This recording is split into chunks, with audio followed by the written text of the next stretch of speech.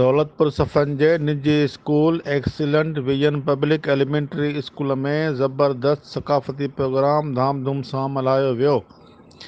दौलतपुर सफ़न जे निजी school excellent vision public elementary school में ज़बरदस्त सक़ाफ़ती प्रोग्राम ऐं सक़ाफ़ती रंगनि जी सुराण।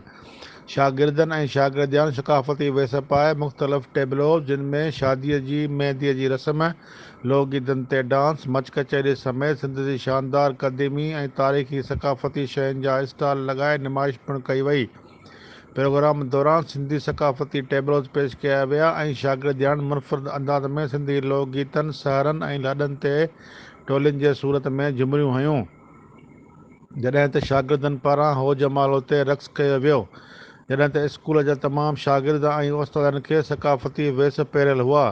उन मौक़े ते स्कूल जे उस्तादनि ऐं ॿारनि चयो त सिंध हिकु शाहूकार तहज़ीब जी मालिक आहे ऐं अहिड़ा सक़ाफ़ती ॾींहं मल्हाइण सां ॾेह तोड़े परॾेह में पंहिंजी अज़ीम सक़ाफ़त खे रोशनास कराइण में वॾी मदद मिले थी।